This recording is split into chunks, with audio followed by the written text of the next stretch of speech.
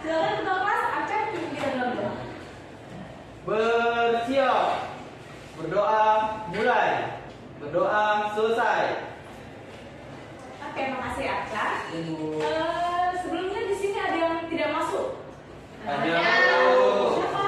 Kenapa dia tidak masuk? Sakit kayaknya Pak. Bu. Oh, oke. Yang lain udah balik kan? Sehat kan? Sehat, Bu. Semangat kan? Semangat, Bu. Oke, coba dulu perhatikan sekeliling kalian ada sampah tidak? Tidak Bu, tidak Bu. Ternyata kelas 11A ini bersih ya. Iya dong, Bu. Oke, bagus. Karena lingkungan belajar kita udah siap, sekarang Ibu mau cek dulu kesiapan belajar anak-anak Ibu. Ayo, kita berdiri.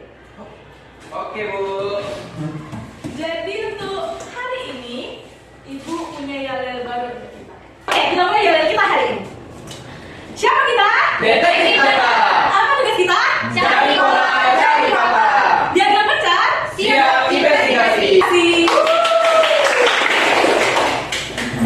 Nah, Ibu semua udah pada siap nih untuk belajar dan semangatnya juga udah oke. Sekarang kita akan masuk ke pembelajaran. Sebelumnya udah ada yang ingat nggak pembelajaran kita yang minggu lalu? Bu. Apa itu? Fungsi komposisi ya? Ya, pembelajaran kita minggu lalu itu kan pakai fungsi komposisi. Di mana fungsi komposisi itu kita belajar bahwa ada input X, ya kan? Ya, Nah, Bu. ada input X yang kita olah di mesin fungsi, lalu keluarlah outputnya Y. Nah, dalam dunia nyata, hubungan input dan output pada fungsi komposisi itu tidak sama itu. Karena kita punya data benda yang harus kita olah dan menebak ada nggak ya sebenarnya pola dari hal itu. Nah, Ibu punya pertanyaan. Jika seorang siswa belajar 3 jam dan mendapat nilai 75, jam belajar itu diletakkan di simbol X. Ya kan? Ya, Kita Bu. belajar minggu lalu. Kemudian, nilai disembunyikan. Di koordinat berapa titik siswa A berada? Bayangkan kalian itu di koordinat Kartesius. Ya, Bu. Nah, kalau si X itu adalah si X berapa? 3. Si Y-nya? 5. Jadi koordinat Kartesius A adalah 3. 5. ada yang mau gambar untuk Ibu? Ada seorang yang mau gambarnya? Saya mau coba. Oke, silakan.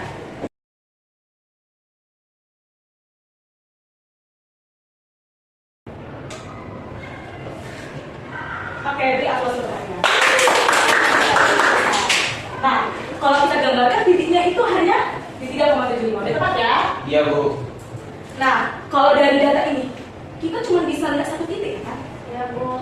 Jadi gimana ya kalau kita punya beberapa data dan kita membuatnya menjadi beberapa titik, kira-kira kita bisa nebak polanya nggak? Akan seperti apa bentuk dari titik-titik tersebut? Apakah membentuk sebuah garis atau tidak membentuk sebuah garis? Nah, pembelajaran kita hari ini yaitu kalian semua mampu menganalisis hubungan antara dua variabel kuantitatif pada diagram pencar berdasarkan arah dan kekuatan pola yang terbentuk melalui penyelidikan sederhana di ruang kelas dengan menunjukkan sikap pengenalan kritis dan kerjasama dalam kelompok. Jadi, Ibu punya satu tugas sederhana. Di sini kalian semua bukan menjadi murid, tapi kalian akan menjadi seorang detektif muda yang akan menyelidiki sebuah kasus. Nah, kasusnya itu apa? Kasusnya itu adalah sebuah platform pembelajaran online sedang kebingungan nih. Mereka punya ribuan data dan ingin mengetahui apakah makin lama siswa membuka aplikasi mereka, pembelajaran mereka, nilai siswa akan semakin bagus. Kira-kira menurut kalian gimana? Makin bagus nggak kalau kita membuka platform pembelajaran? Makin bagus nggak nilai kita kalau kita belajar semakin lama di rumah? Kalau menurut kalian sendiri gimana? Ada yang semakin bagus, ada yang kurang efektif. Oke, hari ini kita akan menyelidiki itu. Ingat ya, kalian itu adalah detektif muda yang harus menyelidiki kasus ini dan melaporkan kasus ini pada platform ini nantinya. Silakan buka link AKPD yang sudah Ibu berikan di grup chat. Sudah dibuka? Ya, Bu. Ya, Bu. Oke, di lembar yang pertama itu ada tim kan? Siapa? Tim satu mana? Saya Bu. Kami Bu. Oke, tim satu ini? Kedua, Bu. Oke, silakan isi data kalian terlebih dahulu. Cuma Ibu nggak akan menjelaskan, tapi anak-anak sendiri yang akan mencari lebih dalam bagaimana menyelesaikan kasus ini. Dan Ibu hanya akan memandu pembelajaran hari ini. Oke? Jadi dalam pembelajaran hari ini kita akan mencari tahu apakah ada hubungan jam belajar dengan nilai ujian. Kalian sudah dibagikan kertas oleh ketua kelas kan? Sudah, Bu. Nah, di kertas itu ada kertas biru dan kertas kuning. Kertas biru adalah untuk menunjukkan jam belajar kalian. Karena kertas kuning itu untuk menunjukkan menunjukkan nilai. Oke?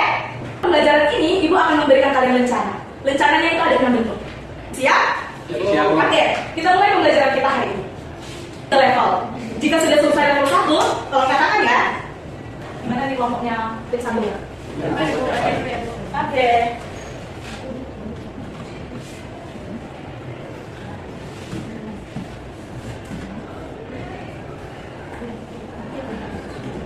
Nah, apa tuh pertanyaan pertama?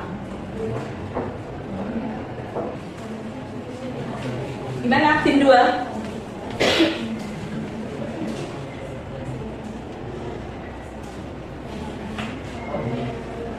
Apa? Tadi kan sudah baca kan? Oke. Nah, dari skenario misi yang ada, di level 1 kan ada pertanyaan. Boleh didengar ya anak-anak, di level 1 ada pertanyaan. Berdasarkan skenario misi, rumuskanlah pertanyaan pendidikan. Karena kita seorang detektif, kita harus membuat pertanyaan terlebih dahulu. Apa yang mau kita kerja? Kira-kira kalian mencari apa dari misi? Hubungan, Bu. Nah, jadi bagaimana kalian merumuskan pertanyaannya? Seperti itulah kalian tuliskan di bagian pertanyaan. Tentang variabel kan? Sudah, Bu. Masih ingat apa itu variabel? Masih, Bu. Oke. Jadi kalau kita bicara tentang variabel yang mempengaruhi itu adalah variabel apa? Apa, Bu? Kalau variabel yang mempengaruhi itu variabel apa? Iya, suaranya besar. Variabel bebas, Bu. Ya, yang dipengaruhi? Variabel terikat, Bu. Nah, seperti itu juga. Jadi kira-kira dari skenario misi yang ada, variabel mana yang mempengaruhi? Variabel mana yang dipengaruhi? Oke, Bu. Belajar dan nilai ujiannya adalah warna kuning. Silakan anak-anak secara satu persatu menempelkan hasil belajar dan jam belajarnya untuk lihat. Boleh sama dia? Boleh, sama dengan saya. Dia itu harus seperti ini ya. Maaf ya. Ya. Kayak mana, Bu? Oh, gitu. Berarti sini ya, Bu? Ingat, sampahnya disimpan masing-masing. Bu, gini ya, Bu? Boleh, Bu. Ya. Nempel ya. Tunggu ya. Tim 1. Nah, kalau datanya udah ada, Ibu sambil menempelkannya. Kalian buka browser kalian. Bu. Sekarang klik Desmos. Desmos. Lalu, Sudah? Buka bagian grafik. Kalkulasi. Ada tanda tambah? Oke, buka tanda tambahnya. Di tanda tambah itu muncul beberapa opsi. Kalian ambil yang tabel. Sudah? Nah, dari hasil kalian kan udah menentukan kan hipotesis penelitian kalian, variabel yang masuk kalian. Masukkanlah variabel yang ada di melalui bagian ini. Ada masalah apa nih? Oh. Nah, kalau memang dia ketinggian eksisnya, kalian bisa mengaturnya agar lebih baik. Biar bisa secara jelas melihat datanya. Oke, baik. Udah, Bu. Makanya, Bu. Ya. Oke, coba. Udah gampang nggak ulangi? Belum kan? Belum. Nah, makanya ini terlalu besar. Sekarang Ibu. PCCT-nya. Ibu. Sampai ini menjadi Ibu, 50. ini. Sebentar ya. Ibu. Oke, ini 45 dan ini 100. Gimana kalau itu dua? 45. Nggak muncul. Ini 45 ini 100. Apa fungsi X ini? Biar kita bisa lihat tren datanya gimana. Boleh, Ibu? Nah, paling lihat dong, apa yang terbentuk? Itulah yang dinamakan diagram pencak. Diagram yang terdiri dari titik-titik yang membentuk sebuah pola. Di dalam situlah yang kalian perhatikan. Sebenarnya pola apa sih yang terbentuk? Apa itu? Apakah dia itu membentuk garis linear atau tidak? Waktunya 5 menit lagi ya. Bu, gimana dibilang itu ya? Seberapa rapat? Titik-titik. Udah, Bu. Oke, silakan dibantu. Teman, perhatikan, kami dari tim 1 akan mempresentasikan hasil diskusi kami tentang pendidikan data. Berdasarkan dari itu, kami dapat merumuskan pertanyaannya, apa hubungan waktu jam belajar dengan nilai ujian. Terus variabel X-nya itu waktu jam belajar, terus Y-nya itu nilai ujian. Nah, hipotesis yang kami pilih itu semakin banyak jam belajar, maka semakin tinggi nilai matematika. Berdasarkan diagram pencak itu, apa hubungan jam belajarnya?